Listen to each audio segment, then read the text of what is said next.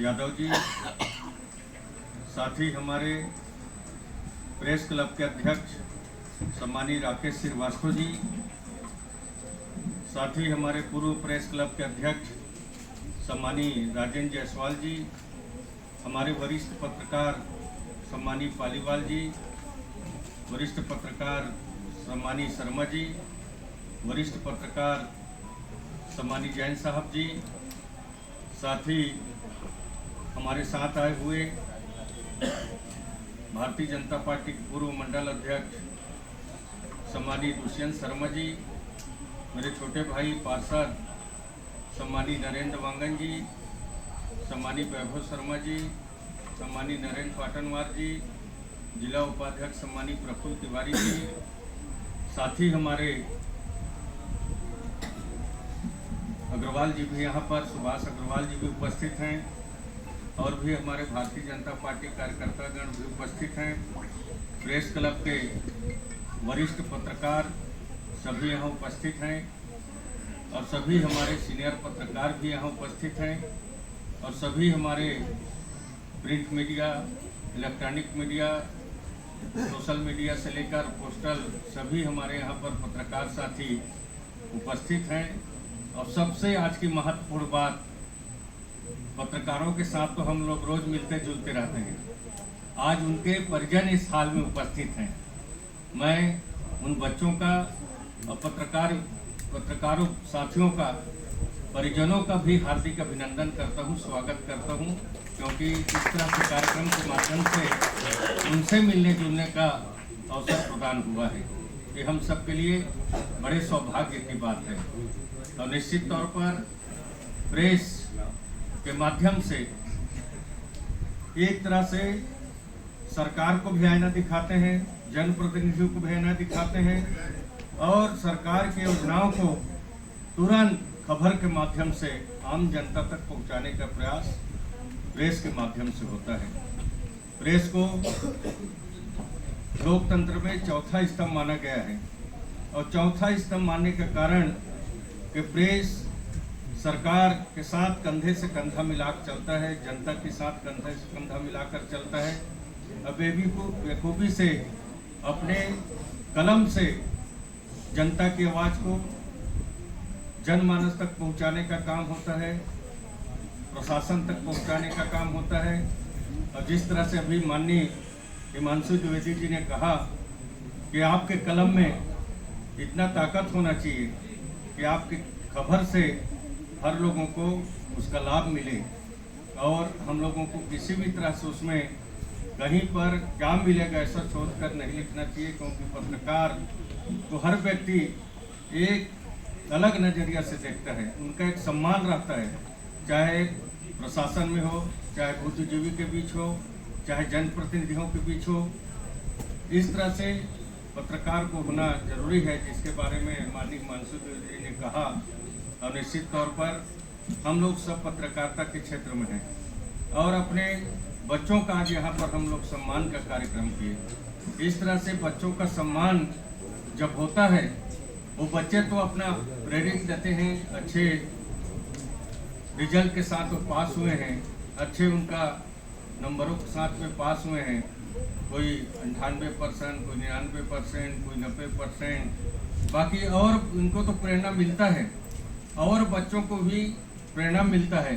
मैं भी अच्छा से पढ़ाई लिखाई करूं, मेरा भी अच्छा रिजल्ट आए, तो निश्चित तौर पर और दूसरे बच्चों को भी प्रेरणा मिलता है कि मेरे बहन को आज सम्मान मिला, मुझे क्यों नहीं मिला, उनको प्रेरणा मिलता है। तो मैं भी अपने दीदी, अपने भैया की तरह ज़्यादा से ज़्यादा पढ़ाई लिखाई करूं, ताकि मेरे को भी आने वाला समय पर इस तरह से मैं समाज के बीच में सम्मानित हो सकूं।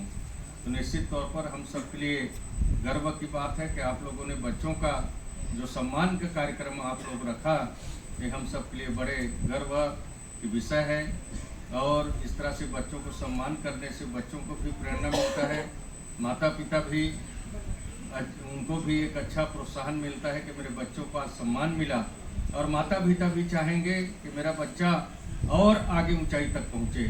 और हर माता पिता चाहता है, हर गुरुजन चाहता है, माता पिता चाहता है कि मेरा बच्चा एक अच्छे से अच्छे उधर में पढ़ाई लिखाई कर पहुँचे और मेरा बच्चा हर क्षेत्र में कैसे एक अच्छा नागरिक बन सके।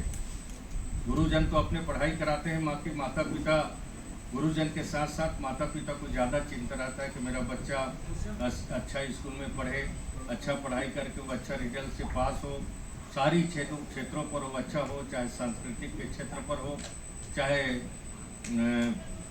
खेलकूद के क्षेत्र में हो, हर क्षेत्र में मेरा बच्चा कैसे हो, मेरा बच्चा संस्कारवान हो, चरित्रवान हो, गुणवान हो, ये हर माता पिता चाहता है। तो निश्चित तौर पर इस तरह से कार्यक्रम के माध्यम से हमारे लोगों को प्रोत्साहन मिलता है, सम्मान मिलता है, कि हम सब के लिए बड़ी अच्छी बात है।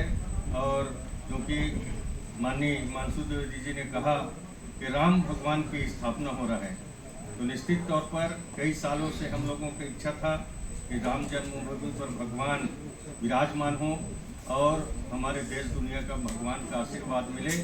और भारतीय जनता पार्टी ने घोषणा भी किया था कि हमारी सरकार बनेगा तो हम लोग राम जन्मभूमि का दर्शन कराने के लिए मुफ्त रेल में ले जाने का काम करेंगे, जिसमें हमारे अभी कल ही हम लोग का बैठक हुआ था तो हमारे मुख्यमंत्री जी ने घोषणा कर दिया है कि 2 साल तक राम मंदिर का दर्शन कराने का मुफ्त में योजना रहेगा। जो भी दर्शन करने के लिए जाएंगे उसको छत्तीसगढ़ सरकार मुफ्त में यात्रा कराएगी। और माननीय हिमांशु द्विवेदी जी ने जो गिलहरी की बात कही, राम भगवान की वर्णन किया, निश्चित तौर पर हम सबको प्रेरणा लेना चाहिए। बहुत बड़े पत्रकार हैं, हम लोग से भी उनका अच्छा संबंध है, हम लोग भी बीच बीच में फ़ोन करके बातचीत करते रहते हैं कि महाराज आपका आशीर्वाद चाहिए। और निश्चित तौर पर उनका आशीर्वाद प्रेरणा हम सबको मिलते रहता है। और आप सब लोगों ने अभी चुनाव में मुझे भारी बहुमत से जिताया। उस दिन भी प्रेस के साथियों ने कार्यक्रम रखा था, उसमें भी मैंने आभार व्यक्त किया। राजेंद्र भैया, अपने कमलेश भैया लोग थे वहाँ पर, और भी पत्रकार साथी थे, आज परिजन लोग हैं, तो उनका भी मैं आभार व्यक्त करता हूँ। और आप लोगों ने भारी बहुमत के साथ में आशीर्वाद दिया और आप लोग के विधायक बनाए और मुझे मंत्री बनाया गया, तो आपके कारण मैं मंत्री बना हूँ। लखन देवांगन अपने ताकत पर मंत्री बना है, कोरबा की एक जनता की ताकत पर मंत्री बना है। और कोरबा की लखन देवांगन एक अकेला मंत्री नहीं है, कोरबा विधानसभा के एक नागरिक मंत्री है। और हम सब लोग मिलकर इस कोरबा विधानसभा विकास को आगे बढ़ाने का प्रयास करेंगे और छत्तीसगढ़ प्रदेश का भी विकास हो, इसके लिए पूरा प्रयास रहेगा। और जैसे मुझे वाणिज्य उद्योग और श्रम विभाग का दायित्व आज ही मिला है, जब प्रेस क्लब में मैं घुस रहा तो उसी समय फोन आया कि आपको विभाग मिला। निश्चित तौर पर कोरबा में बहुत सारे उद्योग धंधा है, उनसे भी अच्छा सामंजस्य बनाकर कोरबा की उनका भी बहुत सारा फंड होता है, तो कोरबा में ज़्यादा से ज़्यादा उनके माध्यम से भी हमारा विकास हो सके, इसके लिए हम लोग प्रयास करेंगे। और ताकि कोरबा की समग्र विकास हो सके, कोरबा ऊंचाई तक पहुँच सके। और आज आप लोगों ने हम लोगों का बच्चों के साथ में जो सम्मान दिया प्रेस क्लब में बुलाकर, इसके लिए प्रेस क्लब के समस्त साथियों को, पत्रकार साथियों को मैं बहुत बहुत धन्यवाद देता हूं। और आप सबका आभार व्यक्त करते हुए मैं अपने वाणी को विराम देता हूं। जय हिंद, जय भारत, जय छत्तीसगढ़। सम्मान समारोह एवं जनप्रतिनिधियों का भी सम्मान का कार्यक्रम प्रेस क्लब में आयोजन किया गया है। और आज के हमारे इस कार्यक्रम के प्रमुख रूप से हमारे कोरबा और छत्तीसगढ़ के मंत्री, अभी विभाग का बंटवारा किया गया, वाणिज्य कर उद्योग एवं श्रम कल्याण विभाग का भैया जी को विभाग मिला है। और हमारे हरिभूमि और INH के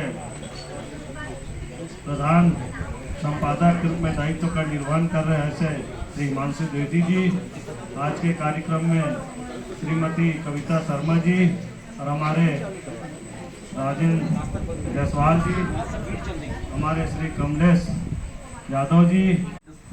परिस्थिति को बदलना पाए।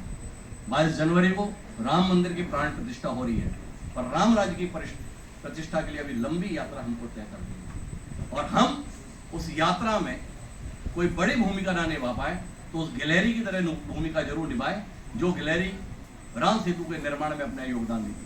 आखिरी बात इस कहानी के साथ ही समाप्त करता हूं और इसी के साथ अपनी वाणी को विराम दूंगा। राम सेतु के संदर्भ में जो कथा है वो कथा आपके बीच में इसलिए रख के जाता हूं कि आपको अपनी जिम्मेदारी का एहसास हो। जैसे आपने चित्रकूट के प्रसंग को सुना, वैसे ही राम कथा के संदर्भ में ये प्रसंग भी आपके पास है कि लंका पर आक्रमण करने के लिए राम जब वानर सेना के साथ पहुंचते हैं तो समुद्र मिलता है, समुद्र से मनुहार करते हैं, तो नल नील नामक 2 व्यक्ति वानर सेना के, उनके द्वारा पुल निर्माण किया जाता है। उस पुल निर्माण के दौरान जब कार्य चल रहा था तब राम लक्ष्मण के साथ एक बार विचार करते चलो अपन भी देख ले कैसा कामकाज चल रहा है। तो राम जी लक्ष्मण जी के साथ जब निर्माण कार्य का जायजा लेने के लिए पहुंचे तो उन्होंने देखा कि भाई बड़े बड़े वानर हैं, बड़े बड़े शिलाखंड हैं, पूरी ताकत के साथ में तेज गति से काम चल रहा है, पुल निर्माण हो रहा है। पर उसी दौरान वो देखते हैं कि एक गिलहरी है जो बार बार पानी में जाती है, बाहर निकलती है, रेत में लोट लगाती है, फिर पानी में चली जाती है। थोड़ी देर राम जी ने देखा, फिर रहा नहीं गया, वो गिलहरी के पास पहुंचे और उसे सीधा सवाल किया, गिलहरी तुम ये क्या कर रही? अब आप हंसिएगा मत, ये गिलहरी और राम का क्या संवाद, भगवान है, कुछ भी कर सकते हैं। उन्होंने जब सवाल किया कि गिलहरी तुम ये क्या कर रही हो, तो गिलहरी ने लगभग झुंझलाते हुए जवाब दिया। जब कोई आदमी बड़े मन से कोई काम कर रहा होता है, उसे कोई टोक दे तो उसे बर्दाश्त नहीं होता। तो गिलहरी ने झुंझलाते हुए जवाब दिया, देख नहीं रहे पुल बना रही। अब आप जैसे हंस दिए ना, ऐसे ही लक्ष्मण जी भी हंस दिए। पर राम थोड़ा संजीदा व्यक्ति, उन्होंने कैसी बात कर रही हो गिलहरी, जहां इतने बड़े बड़े वानर इतने बड़े बड़े पत्थरों के साथ पुल निर्माण के कार्य में लगे हैं, वहां तेरे रेत के इन 2-4 कणों से क्या होगा? उसका जो जवाब था वो जवाब हम सबका होना चाहिए। गिलहरी ने कहा कि राम महत्वपूर्ण ये नहीं है कि मेरे रेत के 2-4 कणों से क्या होगा, महत्वपूर्ण बात यह है कि जब इतिहास लिखा जाएगा तो कोई ये नहीं कहेगा कि जब ये नेक काम हो रहा था तो एक गिलहरी वहां मौजूद थी जिसने अपना योगदान उस काम में दिया। ये देश भी नवनिर्माण की दिशा में आगे बढ़ रहा है।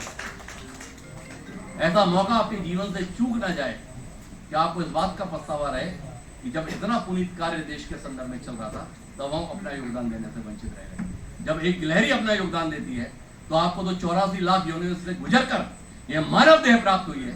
अपने योगदान के संदर्भ में चूक मत कीजिएगा। यह आह्वान इस मौके पर करना चाहता हूँ। एक बार पुनः इस सार्थक आयोजन के लिए आपको बधाई देता हूँ। प्रेम जी और लखन जी को इस बात के लिए शुभकामनाएं देता हूँ। बड़ा दायित्व आपको जीवन में मिला है, इस दायित्व को साबित कीजिएगा। हर 5 साल बाद आपने दायित्व कैसा निभाया उसकी परीक्षा होती है, उस परीक्षा में आप उत्तीर्ण उतरे, इसके संदर्भ में भी अपनी शुभकामनाएं देता हूँ। आप सबका बहुत बहुत आभार, बहुत बहुत धन्यवाद।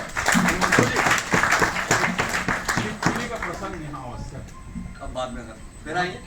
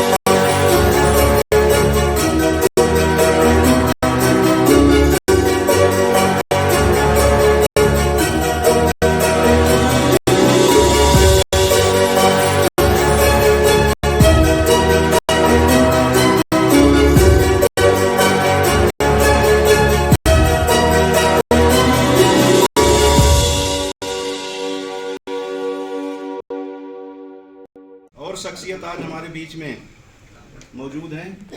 हम लोगों के विशेष आग्रह पर डॉक्टर हिमांशु द्विवेदी जी, जो हरी भूमि INH के संपादक हैं, और फूल सिंह राठिया जी, जो रामपुर के विधायक चुने गए हैं, वो उनके पार्टी का कार्यक्रम नागपुर में था तो वहाँ से नहीं आ पाए हैं। और तुलेश्वर सिंह मरकाम, जो पाली तानाखार क्षेत्र से विधायक हैं, वो यहाँ के लिए निकले थे, लेकिन काफ़ी दूर जंगल में उनकी गाड़ी खराब हो गई। थोड़ी देर पहले उनका फ़ोन आया कि संभव नहीं हो पाएगा, मैं दूसरी गाड़ी भी लेके निकलूँगा तो नहीं पहुँच पाऊँगा। तो खैर कोई बात नहीं,